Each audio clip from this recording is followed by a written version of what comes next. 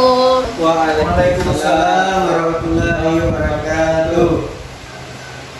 Baiklah, anak ibu semuanya. Tadi belajar sama siapa? Sama Ibu Tiara, Bu. Ibu Tiara ya, oke. Ibu ingin melihat terlebih dahulu kesiapan dan kepintaran ibu dalam belajar. Bu, baju lah masuknya, Bu. Ya, Habib bagus. Revo sudah rapi, Miftah sudah rapi. Baiklah, siapa yang tidak hadir pada hari ini anak-anak? Nesya sama Ila, Bu. Siti Namadila sakit katanya, Bu. Desya sama Ilham mana? Alfa, Bu. Apa nggak ada keterangan di antara surat? Nah, Bu. Ini satu lagi, Bu. Pergi. Ini katanya mau pergi main, Bu. Lebih nggak ada surat sama dengan apa ya? Ya, Bu. Oke, baiklah sebelum kita memulai pembelajaran pada hari ini, alangkah baiknya terlebih dahulu kita mengucapkan Bismillahirrahmanirrahim. Bismillahirrahmanirrahim. Nah, baiklah, kita masuk pada materi kita pada hari ini, yaitu mengenai jinayah.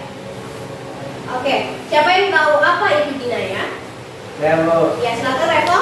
Jinayah itu adalah kalau di dalam lama-lama, Bu. Oke, Miftah. Jinayah itu perbuatan yang diharamkan. Perbuatan yang dilarang. Oke, benar. Habib tahu apa itu jinayah? Oh, tahu, Bu. Perbuatan atau tindakan yang dilarang oleh syariat, Bu. Oke, benar. Baiklah, jinayah itu berasal dari bahasa jinayah yang mana masdar atau dari kata kerja yang madi jana'ah.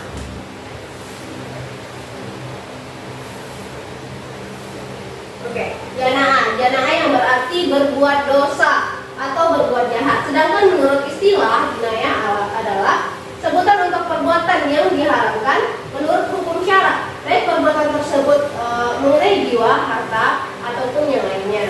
Jadi jinayah ialah semua perbuatan yang diharamkan, perbuatan atau tindakan yang dicegah, kemudian dilarang oleh syara. Dan apabila melakukan perbuatan semacam itu akan membahayakan diri, agama, jiwa, akal, harta, dan lainnya.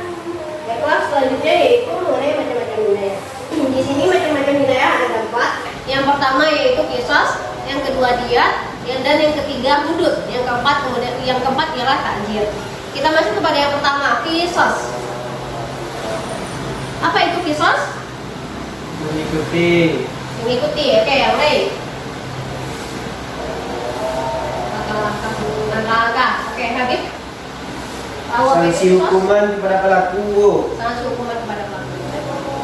Oke, anak-anak, yang pertama materi kita yaitu qisas. Kisah terdapat dalam Quran surah Al-Isra ayat 33 yang berbunyi wala taqtulun nafsil lati harramallahu illa bil haqq wa man qutila mazluman faqad ja'alna liwalaihi sultanan fala yusrif fil qatl innahu kana mansura. Nah, oke. Artinya silakan dibacakan Miftah. Dan janganlah kamu membunuh jiwa yang diharamkan Allah atau membunuhnya, melainkan dengan suatu alasan yang benar, dan barang siapa dibunuh secara zalim, maka sesungguhnya kami telah memberi kekuasaan kepada ahli warisnya. Tetapi janganlah ahli waris itu melampaui batas dalam membunuh. Sesungguhnya ia adalah orang yang mendapat pertolongan. Quran surah Al-Isra ayat 3. Nah, oke, itu ialah dalil mengenai qisas yang terdapat pada Quran surah Al-Isra ayat 33. Jadi ingat ya anak-anak semuanya. Baiklah, selanjutnya qisas secara etimologi berasal dari kata kisoso, yaksisu, dan kosrun yang berarti mengikuti.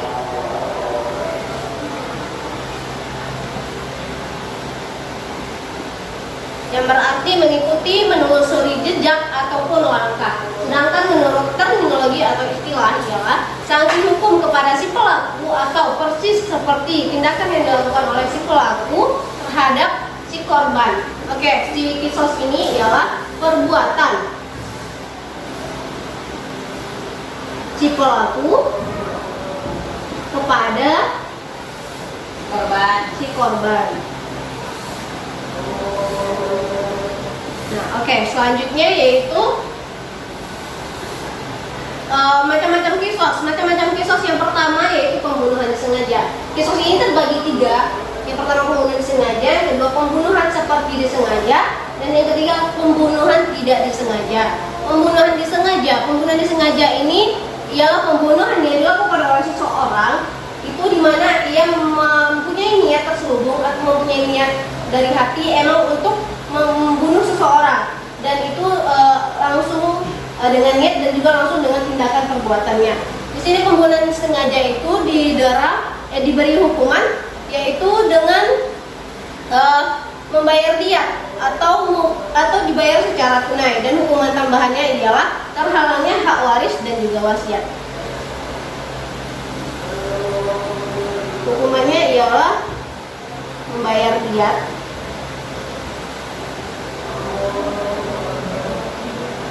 dan terhalangnya hak waris. Oke, dan selanjutnya yang kedua ialah pembunuhan tidak disengaja. Siapa yang tahu apa itu pembunuhan yang tidak disengaja? Ada yang tahu apa itu pembunuhan tidak disengaja? Pembunuhan tanpa direncanakan. Oke, berarti tidak direncanakan, berarti dia tidak berniat untuk melakukannya atau berniat melakukannya. Berniat. Tidak berniat membunuh. Tidak berniat membunuh. Baiklah, yang dikatakan oleh Reval itu betul.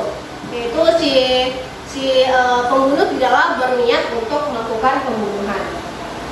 Pembunuhan tidak disengaja ini dikenai hukuman kisos. Oke, hukuman kisos di mana hukuman pokoknya ialah membayar diat mughalazah atau dengan mengancur selama 3 tahun. Dan hukuman penggantinya ialah menjalani puasa kifarah. Oke, selanjutnya yaitu pembunuhan seperti disengaja. Pembunuhan seperti disengaja apa itu? Ada yang tahu?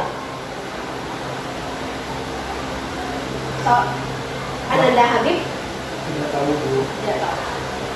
Kita mesti ada tahu?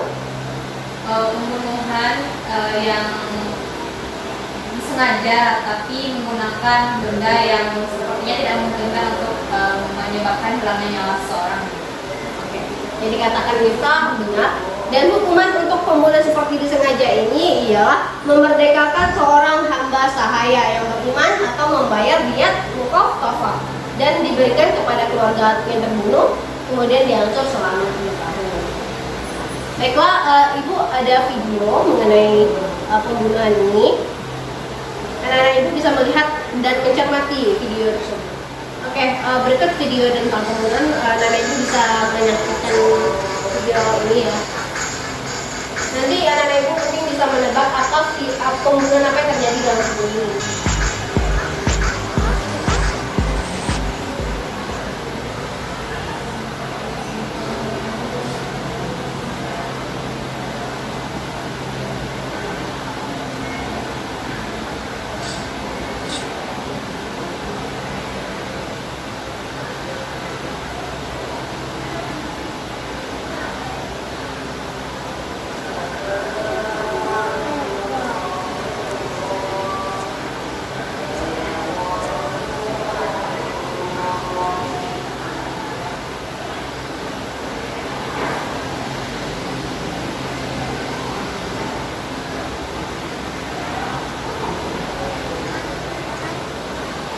Oke, siapa yang tahu itu jenis pembunuhan apa yang ada dalam video tersebut? Pembunuhan disengaja Bu.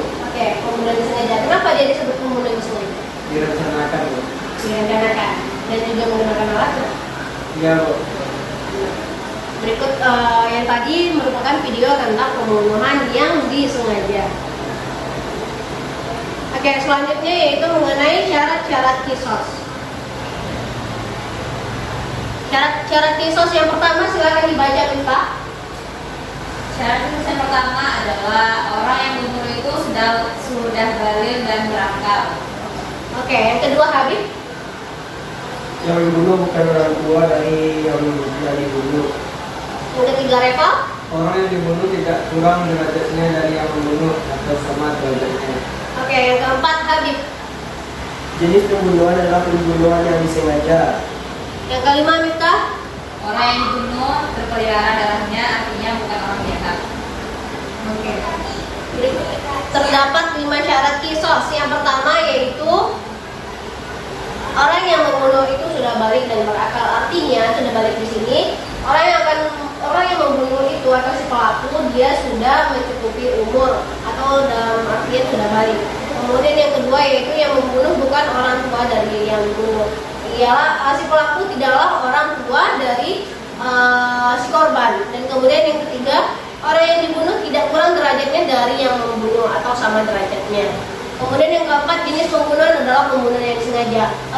Maksudnya ialah seseorang atau si pelaku yang melakukan pembunuhan dengan disengaja, maka itu akan mendapatkan hukuman kisos. Dan yang kelima itu orang yang dibunuh terpelihara darahnya, artinya dia bukan orang jahat. Selanjutnya yaitu diat. Di sini ibu akan bertanya, siapa yang tahu apa itu diat? Ada yang tahu apa itu diat? Denda, Bu. Denda, Ada yang lain? Ganjaran, Bu. Apa? Ganjaran, Habib tahu? Ya, Bu. Tidak. Diat artinya benar kata Miftah yaitu denda. Denda apa? Yaitu denda yang diwajibkan kepada si pembunuh yang tidak dikenakan hukum atau kisos. Jadi diat ini ialah denda apabila seseorang tersebut atau si pelaku dia melakukan pembunuhan seperti pembunuhan disengaja tadi, yaitu hukumannya ialah diat besar penunggalan sawah dan dia tidak terkena hukuman kisos. Untuk diat ini terdapat dalam Quran surah An-Nisa ayat 92. Anak-anak itu nanti bisa dilihat ada dalil mengenai diat, yaitu Quran surah An-Nisa ayat 92. Itu bisa dibaca nantinya. Selanjutnya yaitu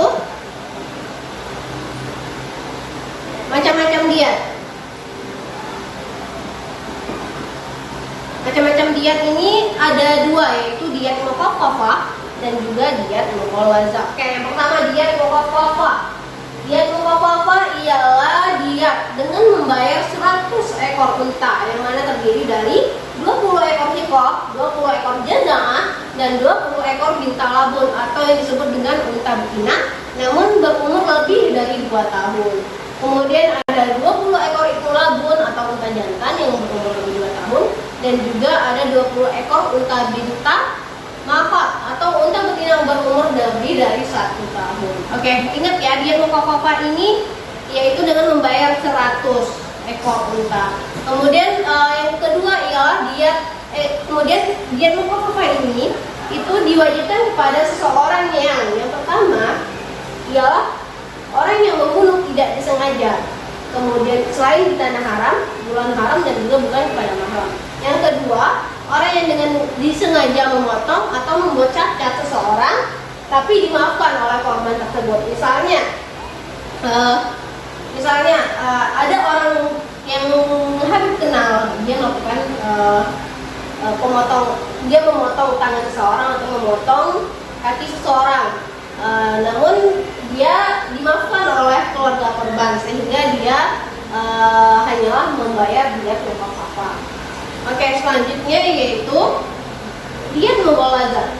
Diat mughallazah ialah diat yang mana itu harus membayar 100 ekor unta dengan yang terdiri atas 30 ekor hikoh, 30 ekor jaza'ah, dan 40 ekor khalafah atau unta betina yang kecil.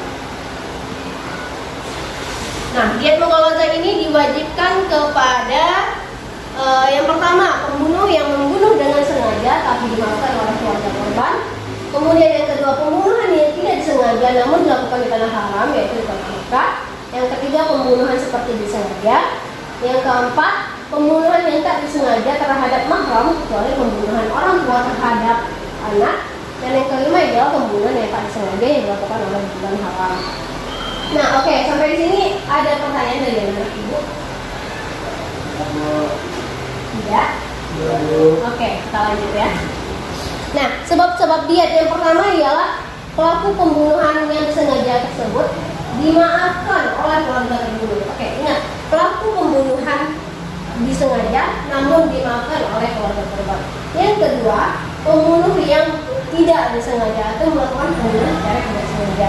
Yang ketiga yaitu pembunuhan seperti disengaja. Yang keempat, pembunuh tersebut lari sebelum dilaksanakan kisos atasnya. Dan yang kelima, memotong atau membuat cacat anggota badan seseorang kemudian diberhentikan. Selanjutnya yaitu pengertian hudud. Ada yang tahu apa itu hudud?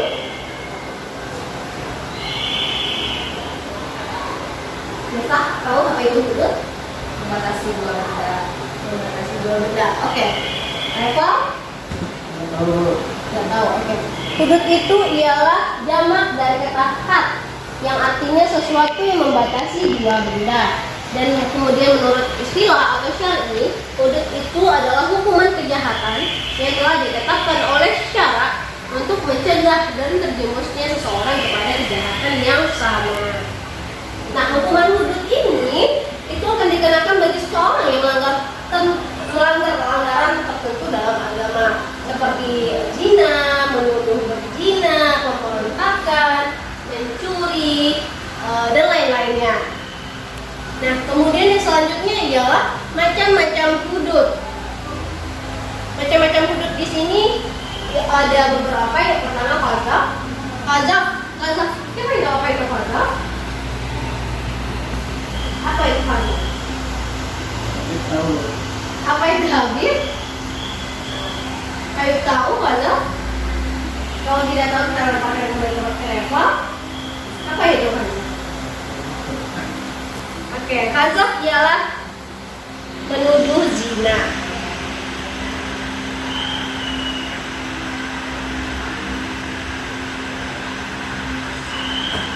Nah, menuduh si zina di sini maksudnya ialah misalnya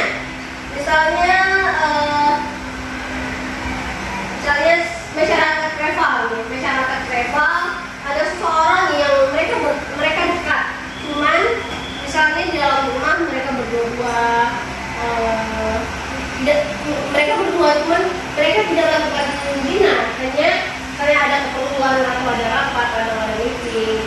Namun masyarakat telah mencurigai mereka karena mereka hanya berdua dalam rumah saja, dan itu ialah termasuk pada perbuatan dari qadzaf atau zina.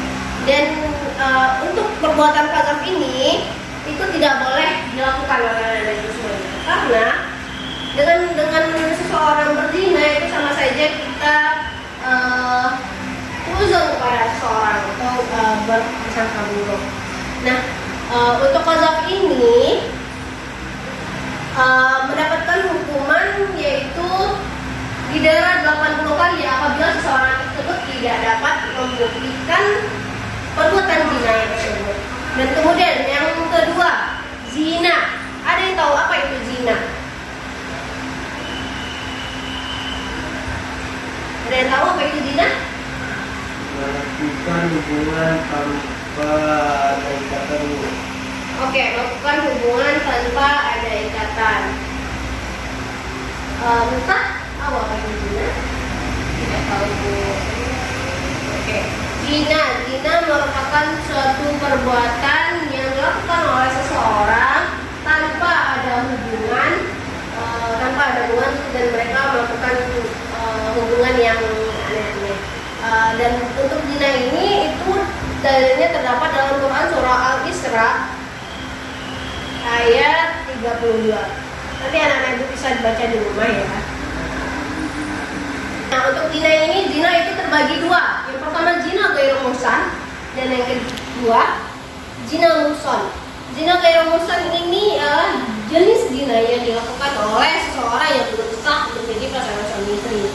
Atau dengan arti kata sekarang siapa yang tahu apa itu? Apa arti lain dari zina ghairu muhsan ini? Zina yang dilakukan oleh orang yang belum sah menjadi pasangan suami istri. Berarti dia sebelum menikah dia sudah melakukan hubungan zina. Dan kemudian yang kedua ini ialah zina muhsan, yaitu zina yang dilakukan oleh pasangan yang sudah menikah tetapi melakukan hubungan dengan orang lain yang bukan pasangannya atau yang disebut dengan selingkuh.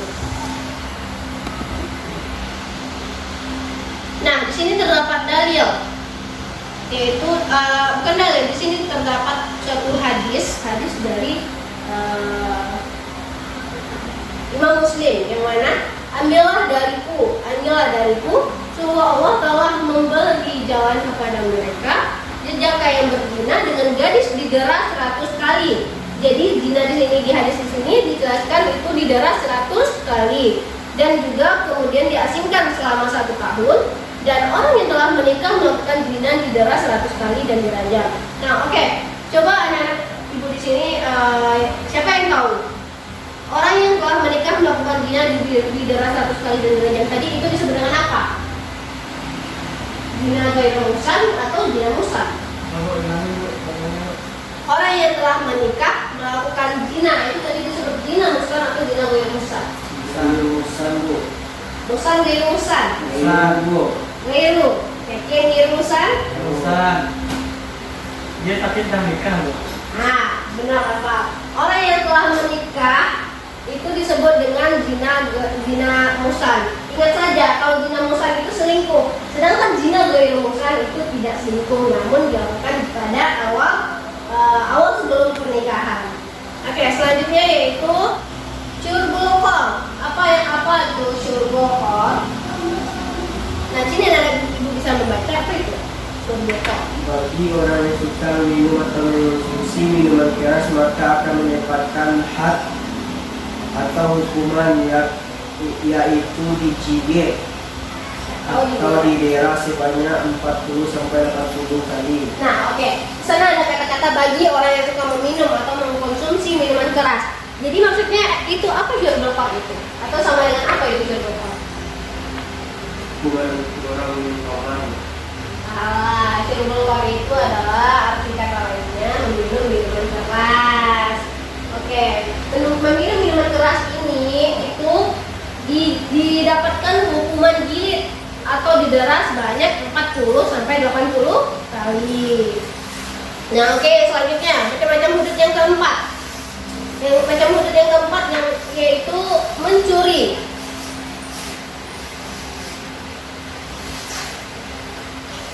Nah, siapa yang tahu apa itu mencuri? Mengambil harta orang tanpa sepengetahuannya bu. Oke, mengambil harta. Ini rantang tak milik kita bu. Oke.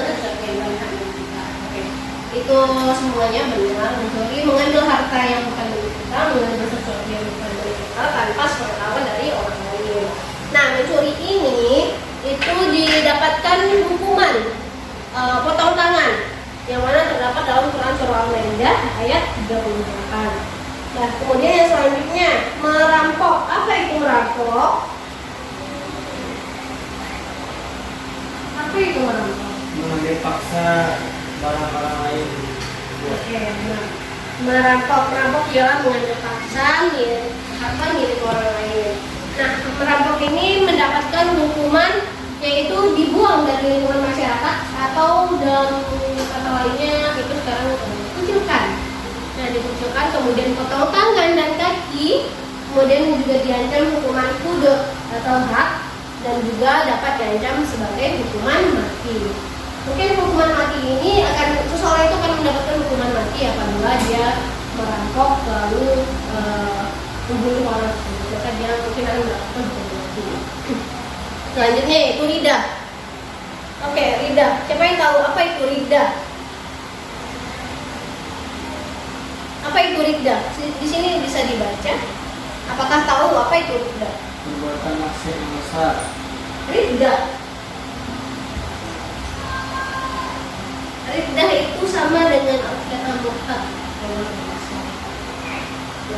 Ridah ini merupakan perbuatan maksiat yang paling besar ancamannya dari Allah, yaitu dengan dosa dia juga mendapatkan dosa, mendapatkan azab di akhirat nanti, lebih dari kejahatan dalam menolak beragama Islam. Dan untuk ridah ini itu akan mendapatkan hukuman mati.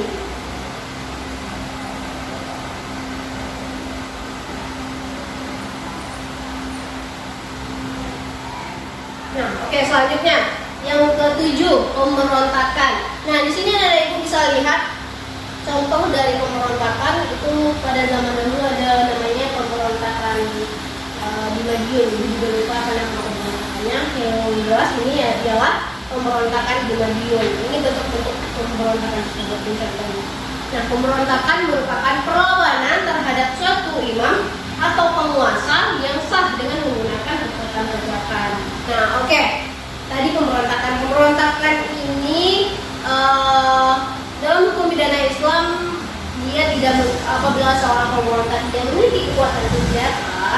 dan tidak menguasai daerah tertentu sebagai wasit, maka hukumannya yaitu pemerintah boleh memenjarakannya sampai pemberontak tersebut bertaubat. Dan kemudian bagi para pemberontak yang memiliki daerah kekuasaan atau memiliki dia memberontak dengan suatu alat atau senjata, maka itu boleh diperangi sampai pemberontakan tersebut telah usai atau pemberontak tersebut kalah. Nah, oke, selanjutnya yang keempat ialah ta'zir.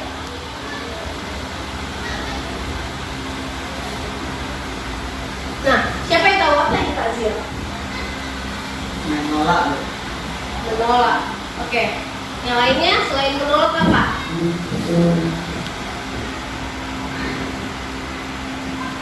Ada yang tahu? Enggak, Bu. Menolak. Nah, ta'zir ini menurut bahasa itu berasal dari kata azara yang berarti menolak dan juga mencegah.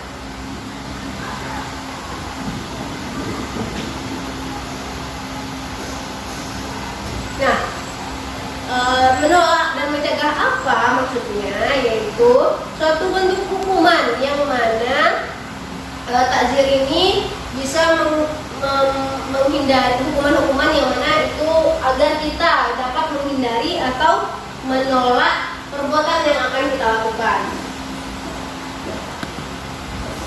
Selanjutnya, sanksi ta'zir ini itu ada ada 6. Yang pertama yaitu hukuman mati.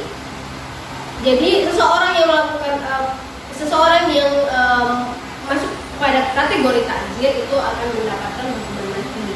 Nah, hukuman mati inilah yang termasuk pada sanksi yang paling terbesar. Dan yang kemudian ialah hukuman jilid. Hukuman jilid ini tidak boleh sampai menimbulkan adanya cacat atau membahayakan organ-organ tubuh dari orang-orang yang dihukum atau sesuatu. Kemudian yang ketiga, hukuman kawalan. Apa itu hukuman kawalan? Lainnya, apa itu hukuman kawalan? Oke, hukuman kawalan ini sama dengan di penjara. Nah, hukuman kawalan atau di penjara ini terbagi atas dua, yaitu hukuman kawalan terbatas dan hukuman kawalan yang tidak terbatas. Nah, apa itu hukuman terbatas? Ini merupakan hukuman yang paling batas terendah dari hukuman terbatas itu ialah hanya 1 hari. Dan sedangkan hukuman tidak terbatas itu tidak ditentukan terlebih dahulu karena hukuman ini memang disebutkan yaitu hukuman tidak terbatas, jadi itu tidak terbatas kapan hukumannya akan selesai. Namun apabila berangsur terus sampai terhukum mati atau tobat, dan baiknya pribadi seseorang tersebut sampai dia bisa bertobat atau tidak akan berniat untuk melakukan perbuatan tersebut. Nah, selanjutnya yaitu hukuman salib. Seseorang yang melakukan perbuatan ta'zir itu akan dihukum salib secara hidup-hidup dan dilarang makan, tidak dilarang makan ataupun minum, dan tidak dilarang untuk mengerjakan itu. Jadi seorang itu juga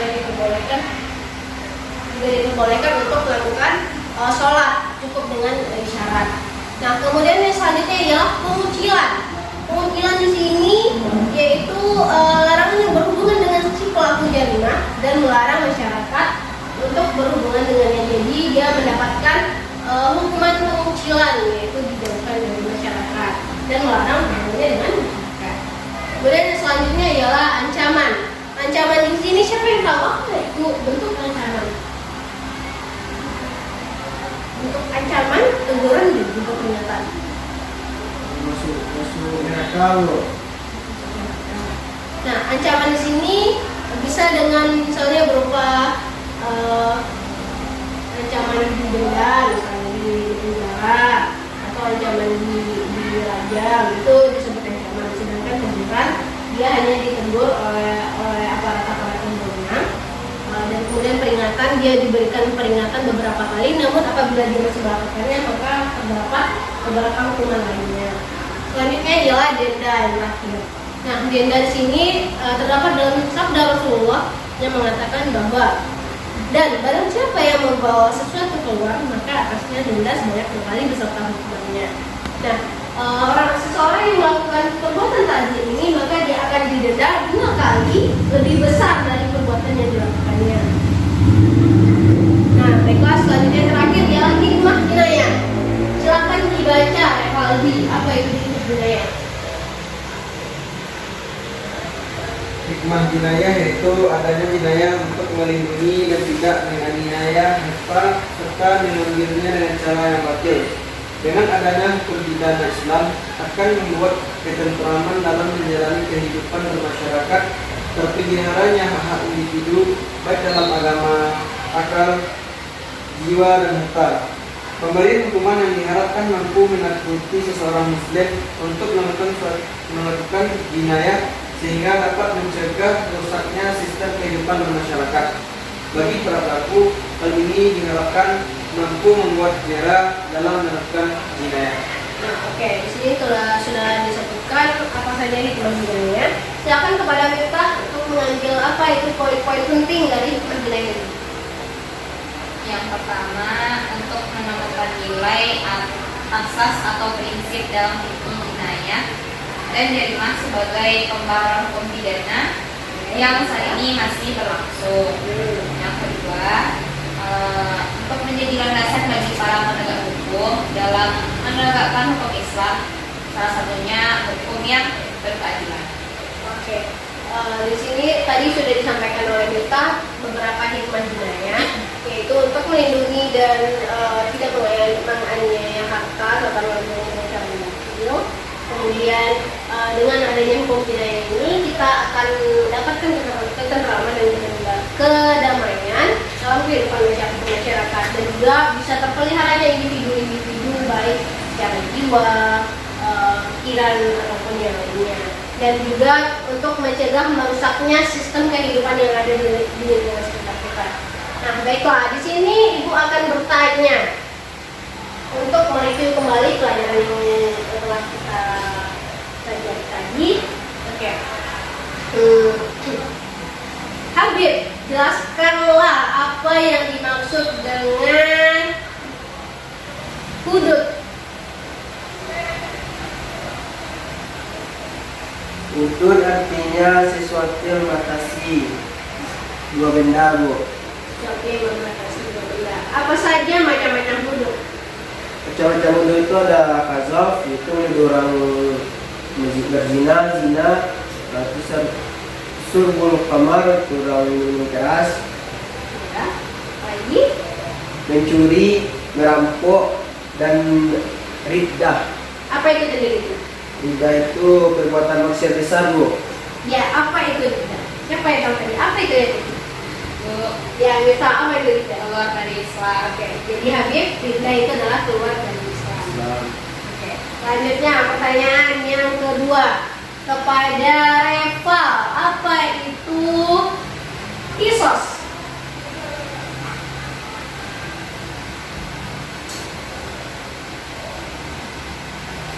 Kisos adalah sanksi hukum, Bu.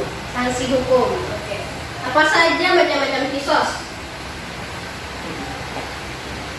Kisos ada 3, Bu. Ya, apa saja itu? Pembunuhan disengaja, Hah? pembunuhan di golongan tidak sengaja, pembunuhan tidak disengaja. Pembunuhan disengaja, apa saja tadi hukumannya? Pembunuhan disengaja, Bu, Ya. membayar denda, Bu. Ya, denda. Denda apa diat? Diat, Bu. Diat apa? 100 ekor Diat apa? Mughalazah atau diat pokok apa? menggalazah, Bu. Oke, yang kedua di pembunuhan tidak disengaja, apa tadi hukumannya? Diat apa, Bu? Pokok apa? Ya, Bu. Diat mughalazah enggak sih? Mungkin maksudnya itu, Bu. Oke, yang ketiga pembunuhan seperti disengaja, apa hukumannya? Nggak tahu, Bu. Pembunuhan seperti disengaja itu tadi hukumannya ialah dikisos. Nah, baiklah. Sekian pembelajaran kita pada hari ini. Untuk tugas minggu depan silakan anak-anak ibu untuk meresum materi hari ini dan dikumpulkan pada minggu depan. Nah, baik, sekian dari pelajaran kita hari ini. Apabila mohon maaf, Apabila ada salah mohon dimaafkan. Terima kasih. Assalamualaikum warahmatullahi wabarakatuh. Waalaikumsalam warahmatullahi wabarakatuh.